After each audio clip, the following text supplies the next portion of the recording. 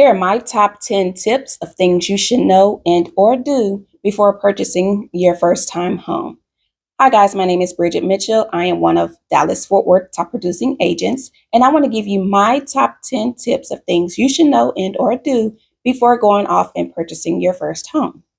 Tip number one is you will want to get pre-approved, and you will want to start working on that process at least 6 to 3 months ahead of time. And I say that because there are things that may pop up on your credit that's been on your credit that you are unaware of. And so if you wait to the last minute to go get pre-approved, that could hindrance you from getting that pre-approval as soon as you think you can. And it may take you a little longer. So start the process early. And when you're getting pre-approved, tip number two is to shop your lenders. Just like you shop for car insurance or, any type of thing that you're trying to purchase, shop around, make sure you are getting the best rate, whether it's, looking for a TV, you would check different stores to see if that TV is on sale somewhere, right? So you want to shop around for lenders. It works the exact same way because some lenders can do things that other lenders cannot do. Some lenders have programs available that other lenders do not know of or they cannot offer. So do yourself a favor and shop around, shop your lenders. I recommend at least getting 3 different lender quotes before making your decision. The next step step number 3 is to know your budget. So once you shopped around for a lender, you have chosen one, you're working on getting your pre-approval, speak with that lender to find out what your budget is, what you need to stay in as far as to keep your monthly payments down.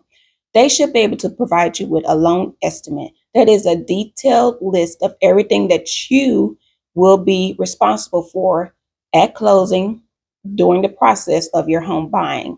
So know your budget. That way, when you and your agent go out shopping, you know exactly what price range you need to stay in and to not go over.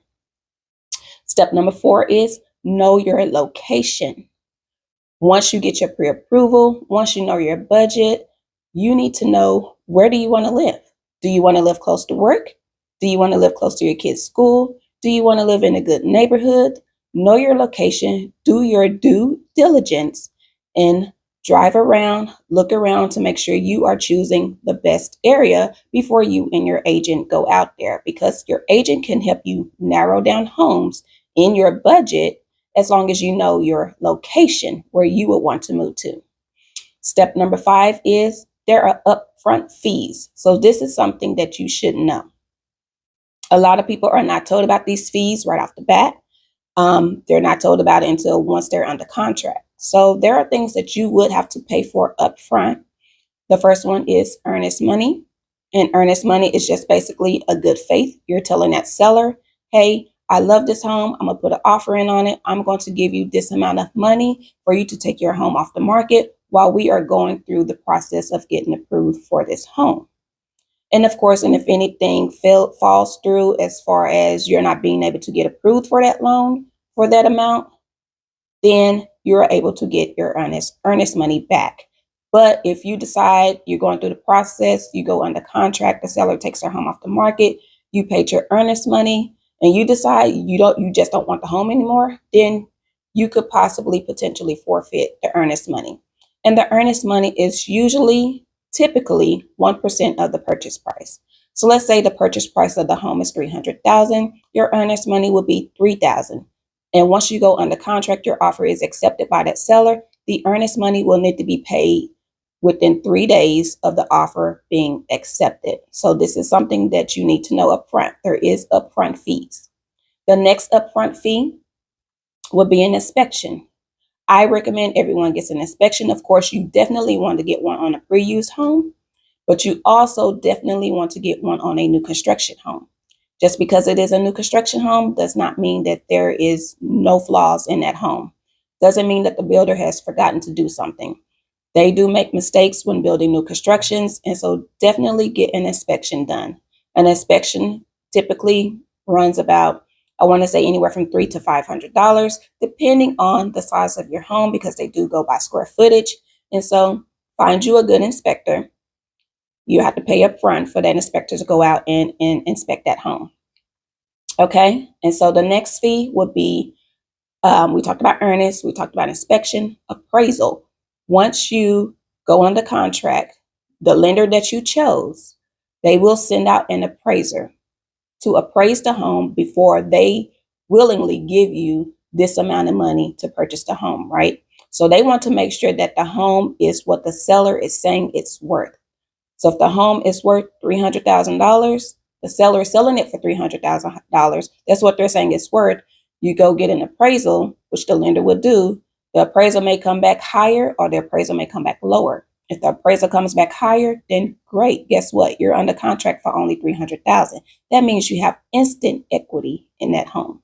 If the appraisal comes back lower, then hey, you can go back to the table and renegotiate with the seller and be like, hey, this home is not worth $300,000. The inspection came back. This home is only worth $250,000, So there is room for negotiation. And if it came back higher, then guess what? You automatically have instant equity in the home. And that's a win-win for you. And so we talked about earnest money. We talked about inspection, appraisal, and down payment. You will have to put down a down payment. That is the fourth thing. So when you're purchasing a home, there is down payment involved. You do have to get with your lender and find out how much that down payment would be for you. Okay. And so step number 6 is down payment assistance programs. Ask your lender if you are someone who's needing help with down payment. Ask your lender about any down payment assistance programs that they may have that can help you in regards to purchasing this home. And so don't be afraid to ask a lender. Don't think, oh, well, I don't want to look like, I need help or yada, yada, yada, whatever the case may be.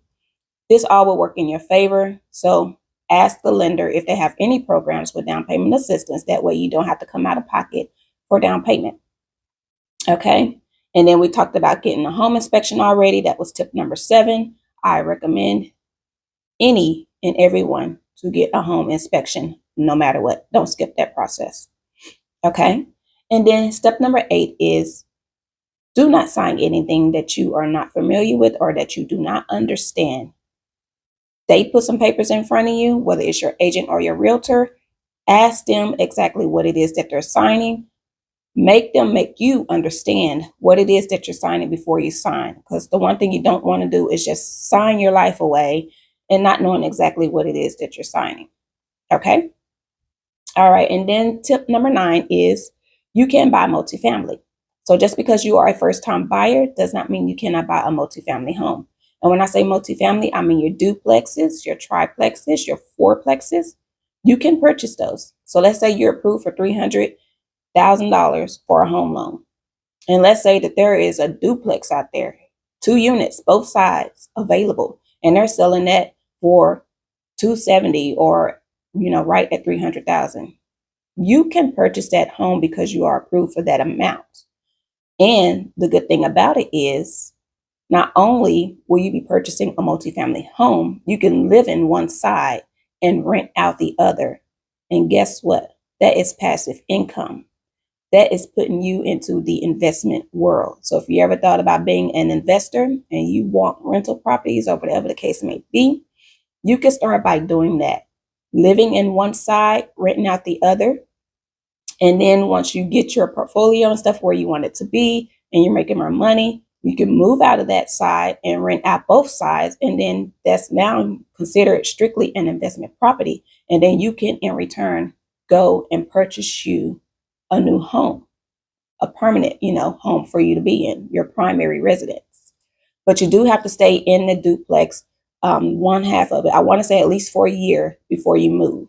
It could be a little longer, but I want to say it is at least for a year before you move out and rent out both sides and go find you another primary. So keep that into consideration if you ever thought about becoming an investor. Okay, and then my last and 10th tip is sellers can help you with contribution towards your closing costs. So if you need help with closing costs, let's say your closing cost is $10,000, right? You need help with coming up with $10,000 in order to close on this house. Let's say you only have about $8,000. You can ask your agent to put in the offer to write in that you are requesting $2,000 in seller's concession. The seller may already be offering you concessions. Some sellers offer $5,000. Some sellers, offer 10. It just depends. They may already be offering it, which will help you out. But if not, have your agent write it in the offer that you want some concessions to help you with your closing costs. And some are willing to do it because they want the house sold. They want to be out. They're willing to give you some money in order for you to purchase the home. So guys, these are my top 10 tips for your first time home buying process. So if you guys have any questions in regards to what I have said, or you have any comments, go ahead and please type it down below in the comments section. I'll be sure to get back with you. And if you need help, if you're moving to Texas or you live here in the Dallas-Fort Worth area, go ahead and reach out to me if you need help, and I'll be happy to assist you on your journey to home ownership.